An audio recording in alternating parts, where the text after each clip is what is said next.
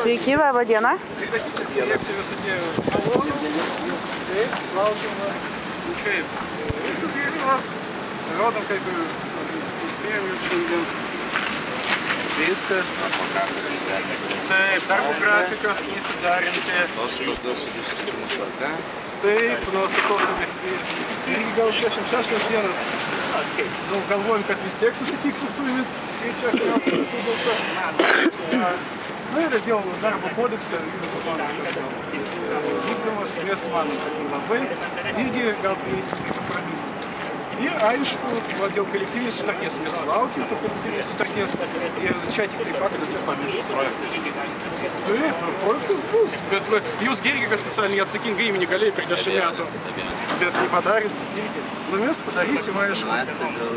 Tai dėl narystės mes turim keletą prašymų iš žmonių ir ypač po to mūsų sutikimų. Ir ypač mes dėl to tų prašymų dabar nenorim niekur siūst. Nu, kam mes atsiuntėm, kas buvo pamatytas šitoj veikloj. Ir mes manom, kad irgi šitą klausimą mes specialiai nevadinom čia žmonių, nu kam to reikia. Bet faktas yra tas, kad diskriminacija kol kas yra. Ir mes dėl to net galvojam apie slaptą registrą. Nu, tiesiog neperėminė buhalterija, kad žmonės tikrai žmonių makėtų. Jūs gavot viską iš mūsų? Aš gavau iš jūsų ryte. Taip, nu kaip mes jūs negavom. Dėl formato, reiškia, išplėstinis, nes jūs rašėt, kad dėl diskriminacijos mes išnekėti. Dėl diskriminacijos.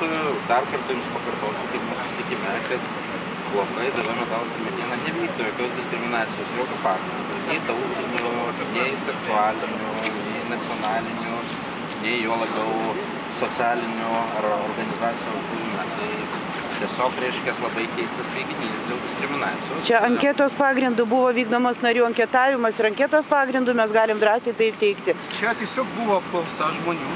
Va jo rezultatai. Jūs gausit šitą laikraštį, mes jūs prenumeruosim būtent, aš galvoju, kad reikia.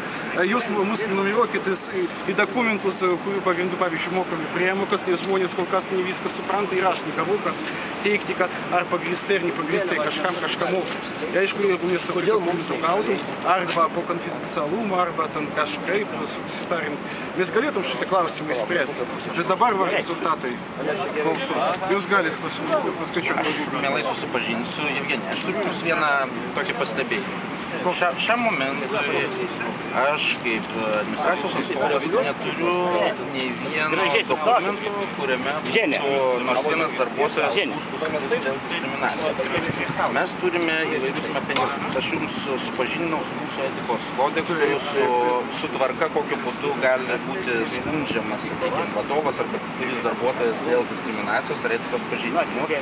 Mes turim visas formas, ta prasme, galima kreiptis į audito komitetą, galima rašyti laiškus, galima anonimiškai mesti dėželę. Iki šio momento, reiškia, dar visai nesenai pašnekėjau su komiteto pirmininku, pažiūrėjau, reiškia, urnas, nėra nei vieno nuskundimo. Tai teiginį, kad įmonė yra diskriminacija, aš vertinu mažiausiai kaip neteisingą, nes, ta prasme, ar yra solidu, reiškia, jums kaip profsąjungų pirmininkui, ta prasme, mūsų organizacijos, teikti netiesą apie įmonę, kurios darbuotojams jūs atstovavote? Aš manau, kad aš neteigiu netiesą dėl to, kad irgi šitą aš turiu irgi raštiškų skundų. Tai aš labai norėčiau susipažinti. Taip, a kaip tada dėl šito, kad žmonės nepatogiai nukentėtų? Jūs galite šitą garantuoti? Galiu garantuoti, tam pačiame etikos kodekse, kuriame jūs susipažinot, yra mūsų nuostatai dėl kerštavimo, reiškia, ir visais jums įdomiais klausimais yra mūsų įmonės politika. Tai mes esame ypatingai socialiai atsakinga įmonė ir bet koks diskriminacijos, bet kokiu pagrindu atvejais tikrai labai rimtai bus svarstamas. Jeigu mums kompetencijų pritrūks, mes kreipsimės prašyti papildomų kompetencijų šalies, bet šiam momentui aš dar kartą noriu atsakingai pasakyti, kad neturiu jokios informacijos apie diskriminaciją, apart lozungo, reiškės, ir apie jūsų, reiškės, raštų. Taip. O kodėl jūs neatsakėte raštus? Galima klausimą, kodėl jūs neatsakėte raštus? Aš, žinot, mūsų pagrindinė veikla yra baldų gamyba, ta prasme, o ne atsakinėjimas į raštus. Aš ruošiu atsakymus ir į kiekvieną jūsų raštą bus atsakyta. nenoriu komentuoti stilistikos, nes tie teiginiai, žinot, ta prasme, teiginys, kad yra diskriminacija, ką jį galima pasakyti. Aš jums pasakiau mūsų susitikimo metu, jūs turite audio protokolą, jos nėra. Dokumentų aš neturiu, kažką papildomai atsakinėti nematau tikslinga. Tai ta prasme, bet kiekvieną raštą, aišku, bus atsakyta. Ta prasme, aš kai rasiu laiko, tai tą... O jūs galėtumėte įrodyti, kad jūsų įmonėje nėra diskriminacijos? Ar jūs galėtumėte įrodyti, kad mūsų įmonėje yra diskriminacija? Taip. Tai labai norėčiau tokius įrodymus matyti. Gerai, jūs raštu kreipkitės į mus ir mes įrodysim. Atleiskite, kažkaip tai ne ta tvarka. Jūs neteisingą teiginį viešoje erdvėje sakote ir norėtumėt, kad mes gintumės. Mes neturim dėl ko gintis. Mano kaip įmonės atstovo pozicija yra kovoti su diskriminacija ir jeigu tokie įvykiai man būtų žinomi, aš tikrai ir ponas Jevgenij yra susipažinęs ir, reiškia, su nuostatais ir kad darbuotojas, kuris tą darytų, reiškia, tikrai būtų baudžiamas. Ta prasme, tiesiog reikia turėti kažkokią tai medžiagą. O dabar yra žodžiai, kurie mano manimu yra neteisingi. Nu, jūsų manimas gal pasikeis, mes padėsim jums kovoti su diskriminacija įmonėj. Labai tikiuosi. Ir pagreisim, kada bus pagaliau pasirašytas kolektyvinis sutarties, aš galvoju, kad vis dėlto jūsų gamybos produktuose bus parašyta, kaip ir yra pasaulyje daugumos įmonėse, padaryta profsąjungiečių rankomis. Ar jūs nežinote apie tai? Pirmą kartą gal girdit? Nu, mielai tokią galimybę pasvarstysiu, reiškia, ar galėsim aptarti. Taip, čia nedidukas, čia ženklas jau. Pavyzdžiui, aš galiu jums parodyti keletą produktų matau, kuriuose, pavyzdžiui, aš diviu, pavyzdžiui, principingai, čia tiesiog padaryta tik profsąjungiečių rankomis. Ir čia visur pasakyta. Šiandien gaila, kad ne visi žmonės dalyvauja, kas galėtų, bet mes dabar faktiškai, jeigu išspręsim visus problemas, aš galvoju, kad galėtumėm ir kitą renginį irgi padaryti viešai ir pasakyti, kad mes susitarim dėl visko, mes viską išsisprendžiam, gal bendrą konferenciją, BNS arba kažkur ir tiesiog norėtų... Jevgenij, aš siūlyčiau kitą formatą, nes jūs kalba daug apie socialinį dialogą, bet panašu, sakyti socialinį dialogą. Ta prasme, tai norėtųsi vis dėlto, kad tai būtų dialogas. Mes aptarėm tą formatą, reiškia, aš ne prieš tokią socialinio dialogo formą gamtoje, reiškia, kvėpuojant grynu oru, kodėlgi ne. Ta prasme, lyg tai norėtųsi konstruktyvesnio bendradarbiavimo, tai visada, reiškia, rasim laiko bendrauti. Jokių būdų ne vienas klausimas nebus į pirštus pažiūrėta, reiškia. Nieko naujo negaliu pasakyti, ką jums pasakiau, reiškia, mūsų susitikimo metu. Nu, labai gerai, ačiū labai, kad jūs mums tai pasakėte. Taip, aš žinau, kad visų pagrindė visą laiką atsakė. Žmonės prieina prie manęs, skundžiasi ir sako, aišku, vardu dabar gal neminėsiu kol kas, kol nepristatysiu visų raštiškų dokumentų, kuriuos mes turime. Ponas Marijanas, aš dar kartą, jūs kaip įmonės darbuotojas esate susipažinę su mūsų tvarka. Jeigu jūs turite tokį jausmą, tai jūs darykit viską pagal mechanizmą, kuris nustatytas įmonėje, mes tikrai išanalizuosim. Aš tokioj viešoje erdvėje, ta prasme, teikti teiginius, kurie neturi pagrįsto jokio dokumento. Ir, suprantat, teiginys atsiranda ryte, mes jau po pietų šnekamės apie tai. Tai aš labai norėčiau matyti, reiškia, kažką tai apčiuopti. Tai aš norėčiau išgirsti iš jūsų, jeigu galite. Kokiu būdu, jeigu aš tai signalas mane kreipėsi žmogus, kad jis yra diskriminuojamas, kad galėčiau, pavyzdžiui, kreiptis į jūs. Vos netiesiogiai galėtų. Kadangi jeigu ir žemesnė grindis, jinai pradeda planą kažką, sakysim, ten nuslėpti. Žiūrėkit, mes mūsų susitikimo metu aš klausiau, ar jūs, tarybos nariai, pavaduotojai, profsąjungos pirmininko, jaučiat asmeniškai diskriminaciją. Man jūs pasakėt, kad nei vienas tokios diskriminacijos nejaučia. Bet esat girdėję, kad tokie pojūčiai yra. Aš sakau, kad labai, tada aš jūs paraginau. Aš norėčiau žinoti, jeigu taip yra. Ta prasme, iki šio momento aš neturiu nei vieno dokumento, kuris, reiškia, sakytų, kad tai yra gandas. Aš net nežinau, kodėl jisai tokiu, ta prasme, gal jūs Jevgenij galėtumėt paaiškinti, koks jūsų tikslas yra tokį teiginį nepasvertą ir niekaip nepagrįstą, reiškia, teikti ir ko jūs tuo siekite. Nes aš kaip administracijos vadovas nekartą jums esu minėjęs, kad aš prieš diskriminaciją ir jeigu tokius įvykius žinočiau, aš kovočiau.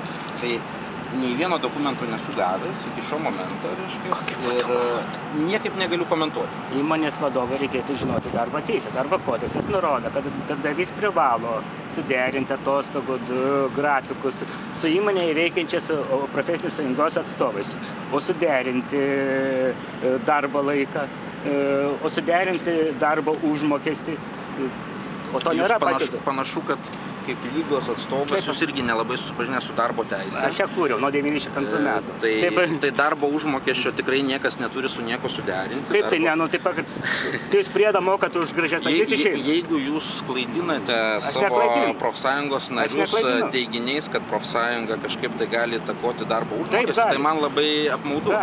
Nes toks teiginys yra neteisingas. Darbo užmokestis šito įmonėje mokamas pagal kompetencijas ir pagal kvalifikaciją. Jokiais kitokiais principais. Darbo užmokestis priklauso darbo kiekio ir kokybės. Ir jeigu darbuotojas padarė darbą, jis turi gauti pinigus, o negauti, o nežinant už ką gauti. Tame tarpe, matau, čia tikrai nemažai darbuotojų yra kada nors negavęs darbo užmokesčio, kuris yra numatytas jūsų darbo sutartį su įmonė, ir gavęs jį nelaiku. Ar galit tokį teiginį pasakyti? Nebuvo. Ta prasme, tai aš vėlgi visas kitas spekulacijas kitaip negu spekulacijomis nevertinu. Ta prasme, kiekvienas darbuotojas turi darbo sutartį, sutartis pasirašyta 2 šalių. Tai jūs paėmė, čia yra individualūs darbo santykiai, yra kolektyviniai darbo santykiai. Kolektyviniai darbo santykiai bus tada, kai jie bus, reiškia, įteisinti. Šiam momentui mes juos įteisinti. O čia ir sakot ne, nu tai diskriminuojat pačią profsąjungą. Vėlgi šitą teiginį aš norėčiau, kad ponas Jevgenij kaip pirmininkas sustabdytų tokius neteisingus teiginius. Šitas teiginius galima pasakyti taip, kad dėl kolektyvinės sutarties mes kol kas nedarėm tikrai projektų. Bet faktas yra tam, kad nėra iki šiol. O gal mes konstruktyviau būtų, gal jūs užduokit man konkretų klausimą, aš pabandysiu konkrečiai atsakyti ir mes negaišim laiko. Nu kodėl nėra suderinti atostogų vėlgi mūsų susitikimo metu aš pasakiau, kad mūsų įmonėje grafikas yra derinamas gruodžio mėnesį, tai reiškia, mes tą darbą padarėm 15 metams, kai derinsim 16 metų grafiką, reiškia, mielai pakviesime profsąjungos atstovus, reiškia, sudalyvauti šitame derinime. Atostogų grafikai. Klausykit, darbo grafikai, netgi darbo grafikai. Tai 2016. Nurodymų, reiškia, kol nėra profesinės sąjungos įsteigta, ta prasme, mes tikrai neturim su nieko suderinti. Čia labai teisingai, nes iš esmės nuo darbuotojų atstovų, jeigu nėra profesinės sąjungos, turi įgalioti darbuotojų kolektyvas. Iš esmės, aš nežinau, ar yra įgalioti buvo šitie žmonės. O jūs žinot, kad nebuvo įgalioti? Įgaliojimų aš kol kas. Tai jūs gal turite susirinkimo protokolą? Aš negavau, reiškia, šiam momentui jokio dokumento įrodančio, kad jūs turite teisę atstovauti šitą profesinę sąjungą. Aš nesu matęs jūsų įstatų. Nežinau jūsų, reiškia, statuso. Aš galiu tikėti tik tai jūsų žodžiais, kad jūs esat paskirtas profesinės sąjungos pirmininku. Bet dėja, šiam momentui jokio dokumento, reiškia, nesu matęs. Tai kalbėti, reiškia, apie kažką daugiau, kai jūs pats, reiškia, vengiate tuos dokumentus pateikti. Čia tik antradienį jūs paprašėte šitus dokumentus. Buvo informacinis laiškas dar gruodžio mėnesį jums, kad yra išrinkta taryba, išrinktas pirmininkas. Ir po šitų dokumentų jūs tik tai dabar prašot kažkokiu papildomų. Susirinkime, tai neprašėte šitų dokumentų? Negi jums sunku įlysti į registrų centrą ir pasižiūrėti. Nu tai jūs vadovas, viską žinot. Tikrai nesunku, bet, ta prasme, jeigu jūs norėtumėt kažkokių papildomų dokumentų iš mūsų, tai iš pradžių gal pradėkit nuo savęs, ta prasme. Gerai, čia ne problema. Tada keisimės dokumentomis. Klausimas, jeigu mes vis dėlto pateiksimėm jums įrodymus dėl diskriminacijos, dėl narystės profesinėje sąjungoje, kaip jūs kovosite su tuo? Kaip jūs žadate su tuo kovoti? Jeigu tai pasakys. Kaip konkrečiai, atsakykite klausimą, kaip jūs žadate su tuo kovoti? Yra, reiškia, audito komisija, jinai, reiškia, bandys pateikti, tai mūsų įmonės audito komisija. Gerai, tai audito komisija prasingėti narių, nors kaip stebėti įtraukti galite? Nors kaip stebėti? Mes, kai sukūrėm šitą komisiją, profsąjungos dar nebuvo. Reiškia, toks klausimas gali būti svarstomas, aš tikrai neatmetu. Ar gali būti svarstomas, ar bus svarstomas toks klausimas? Tikrai gali būti svarstomas. Tikrai gali būti svarstymas, gera Ir formuluotė. konkrečiai ir neatsakė, o tie audito komisija, tai čia tie patys įmonės administracijos darbuotojai. Susipažinę su komisijos sudėtimu, su etikos kodeksu, su skundimo tvarka ir, reiškia, tikrai čia nieko naujo, aš pono Evgenijai, reiškia, esu davęs tos visus dokumentus. Antras, jūs man davėte dokumentą tik tai šitą jūsų etikos kodeksą. Ir ne jūs iš tikrųjų davė. Aš gavau iš kitos pusės. Va. Antras dalykas, aš gavau iš jūs grafikus iki kovo mėnesio ir kitų dokumentų aš iš jūs negavau. Tai jūs prašykite, aš Tai pateiksiu. aš prašau daug dokumentų. Tai jūs prašykite, reiškia, oficialiai, aš Oficialiai paprašiau dokumentus, jie visi prašymai bus įvykdyti. Aš Žiūrėkite, vėlgi noriu sustabdyti, kad nespekuliuokite. Ta prasme, viskas, kas numatyta Lietuvos Respublikos įstatymu, reiškia, viskas, ką mes privalome pateikti, mes būtinai pateiksime. Bet tai, atitinkamai, o terminais yra surašyti. O terminų čia šiai dienai nesilaiko. Terminai, ta prasme, tai yra jūsų pageidavimas. Ta prasme, mes, žinot, mes nesam numatę etato, kuris reaguotų į 4 raštus per dieną, reiškia, per vieną darbo dieną atsakyti, reiškia, nes Jūs per 10 atsakykite, tai bus labai gerai. terminai jūsų nurodomi, jie yra Tai jūs taip ir neadekvatūs. atsakykit, kad mes nespėjom atsakyti jūsų raštus. Tikrai taip. Atsakau jums, kad mes nespėjame jūsų Tai va, tik tai raštus. dabar. Nes vakar, pavyzdžiui, dėl susitikimo kitą savaitę, dėl grafikų. Ne vakarą, antradienį aš gavau raštą, net neoficialų, o tik tai prašyti e-mail. Gerai ir taip, kad jūs, pavyzdžiui, keletą dienų būsit darbo kelionės. Taip? Jokių kitų pasiūlymų, pavyzdžiui, kitų datų nors iš jūsų pusės nebuvo parašyta iš vis. Reiškia, aš turiu vėl spėlioti, kada jūs nebūsit komandiruoti, kad su jumis susitikti. Gal jūs dabar pasiūlyt mums datus nors po kovo mėnesį? Gerai, aš tai pasiūlysiu. Nes, tai irgi keletą datų, kad mes galėtume normaliai susitikti. Nes vis dėlto dėl tų grafikų mes manom irgi, kad klausimą reikia išspręsti. Ir profsąjungai buvo Pirmininko pavaduotojai ir man tikrai labai daug yra tokių ir skambučių. jeigu jie bus Skambina išspręsti, asmenys toliau ir aš tiesiog sako, galvoju, ką aš daryti, tikiu mus terrorizuoja. normaliai. Liepia išstoti iš profesinės Ir sąjungos. profsąjunga Sako, viešai pavyzdžiui, pasakys, vienas kad profsąjungos įmonė narys laiko sako, darbo kodeksą, sako, jeigu mane socialinį išsiųsdavo atsakingą iš mūsų komandiruotės, požiūrį, nes kur mes yra turim teisę papildomi sakyti pinigai. savo nuomonę. Dabar sako, Ir tada galvoju, kad problemų bus, kaip ir kitos įmonės, su kuriuos aš esu susipažinęs ir Lietuvoje, ir pasaulyje, ir profsąjunga ten nekenčia savo egzistavimu, kaip ir kolektyvinės sutarties faktas. Va. Šiandien, pavyzdžiui, mes turėjome, kaip ir mes rašom, kad išvengti tolesnių nesusipratimų. Nes jeigu, pavyzdžiui, aš kažką gavau oficialiai, aš turiu kažkaip reaguoti. Eiti pas mus, aš vieną dieną negaliu, nes aš neturiu kur sėdėti. Aišku, jūs neturit kabinetų. Pavyzdžiui, aš turiu iš anksto suderinti savo pareigimą. Gerai, aš gavau tik antradienį apie šitą tvarką viską ir kaip svečias, aš nežinau, per kiek man reikės kreiptis pas administraciją, kad mane įleistų įmonę, pavyzdžiui. Mes neturim nustatytos tvarkos, bet turbūt priklauso nuo klausimo ir su kuo jūs norėtumėte susitikti. Pavyzdžiui, su darbuotojais aš turiu susitikti, pavyzdžiui, ten, kur jie rūko. Ne ceche, kur? Irgi aš išdėšiau mūsų įmonės poziciją, reiškia, savo atsakymę, jūs pasiskaitykite. Lietuvos profsąjungų įstatymai sako, kad pirmininkui galima, tai yra leidžiama lankytis įmonėse, kur dirba jo profesinės sąjungos nariai. Tai nieks nesako, kad neleidžiama.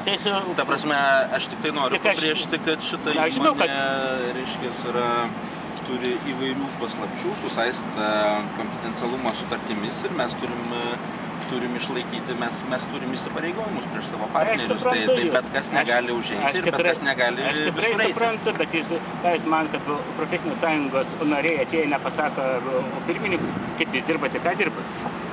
Ta prasme, aš tikrai negaliu profsąjungos narių tarpusavio santykių kontroliuoti, aš manau, kad jūs tikrai bendraujate, nieks kliuvinių jokių tam bendravimui negali daryti. Gaila, bet būstinė mes dabar numatom laiką nuo kovo mėnesį kitoje vietoje, kad bus priimamas laikas priimamasiam mūsų ir žmonės galės ateiti 2 dienas per savaitę ten su savo prašymais ir visą kitą. Ir ten tiesiog aš turiu susidėti ir priimti prašymus. Čia per pusę miestą reikės žmonėm važiuoti. Nes čia tiesiog, tai jūs teisus, kad gatvėje, jeigu su žmonėmis aš pradėsiu bendrauti iš mašinos, arba pavyzdžiui, pas jūs ten, aš nežinau, kur aš galiu sėdėti, jeigu mes bendrausim su žmonėmis čia vietoje, čia nebus tada ir poreikio pikėtam, ir nebus poreikio kažkokiam kitiem veiksmam. Nes mums tų veiksmų, suprantat, nereikia, nes mums reikia, kad viską vyktų sklandžiai, profsąjunga tiesiog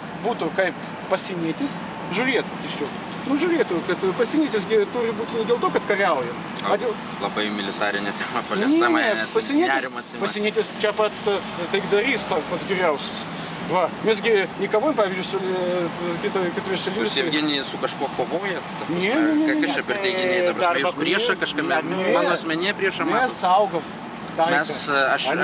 Aš noriu, kad neįsivystytų antagonizmas arba ta neteisinga retorika. Noriu pasakyti, kad ITV Metalas ir Mediena administracija jokių būdų nenori matyti kažkokios konfrontacijos tarp.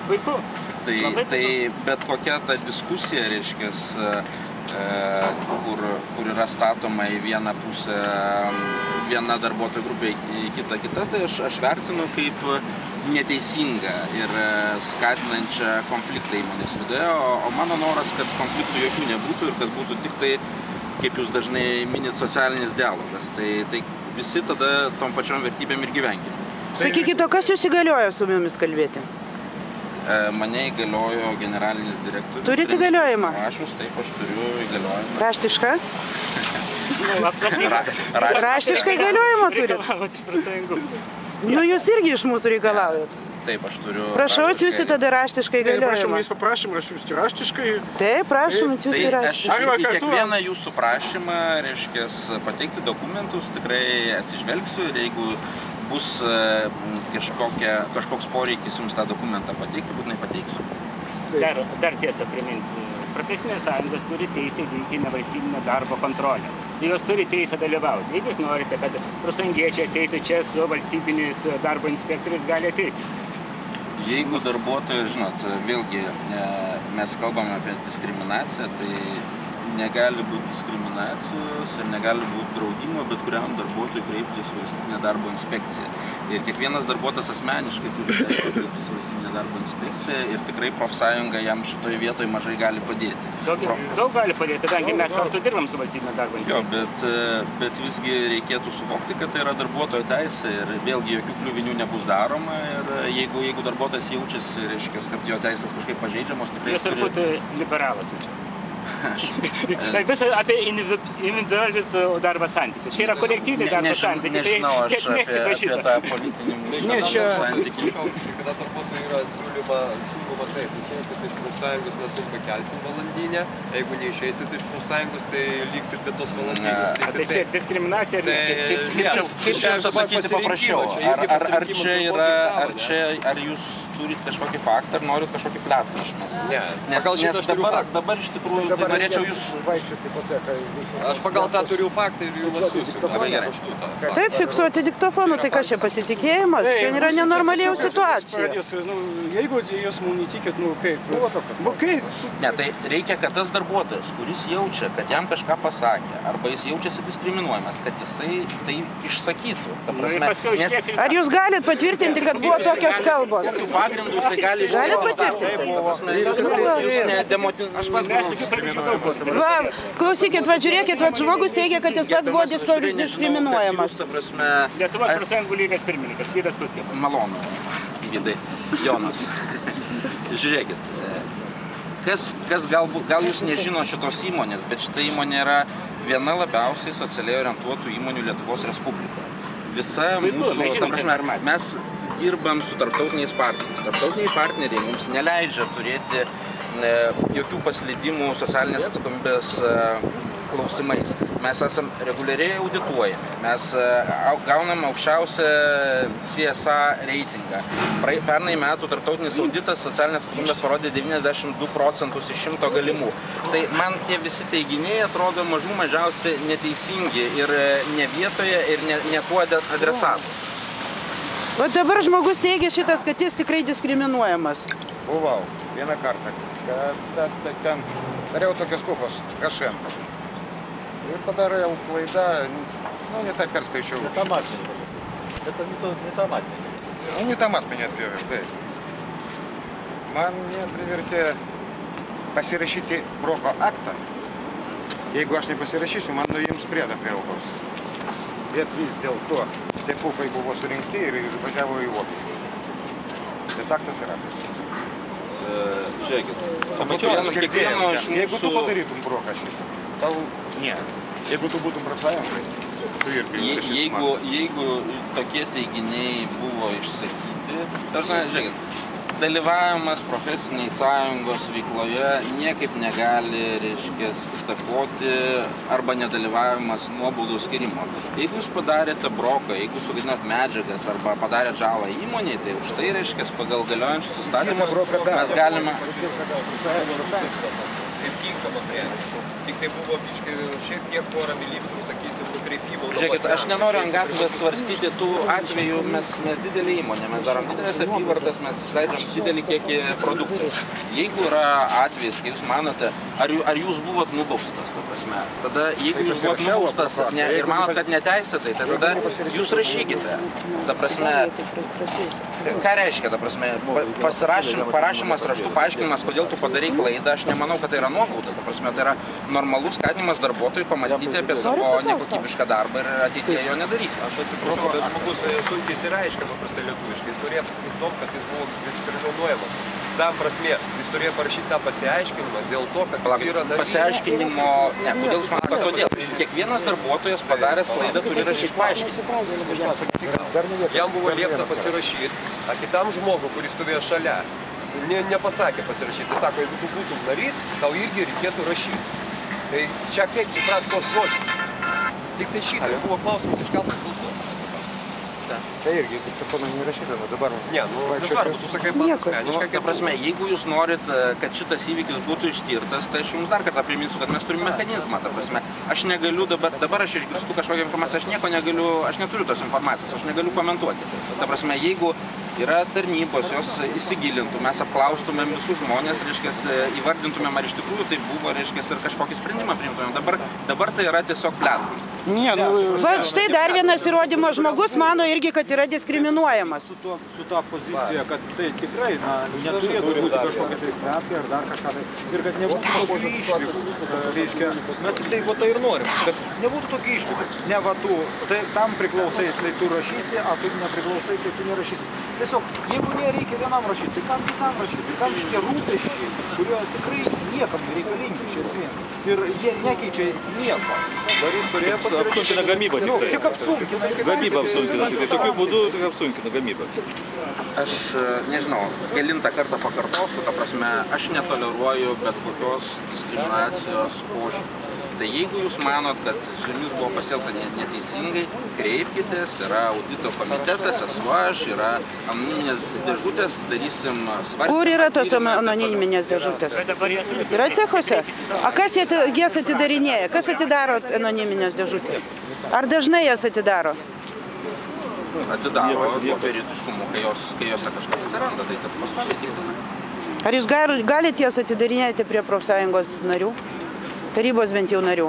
Teikite tokį pasiūlymą, svarstysim, nuostatų peržiūrėjimą. Tai būtų gal ir gana neblogai, jau žmonės kažką gal drąsiau rašytų jų bent jau kažkokius raštus, tai žmonės šiaip sakytų. Mes tas iniciatyvas, padarėm labai senai ir labai skatinam tą bendravimą ir tikrai visus darbuotojų norus pagal galimybės atsižvelginėjam.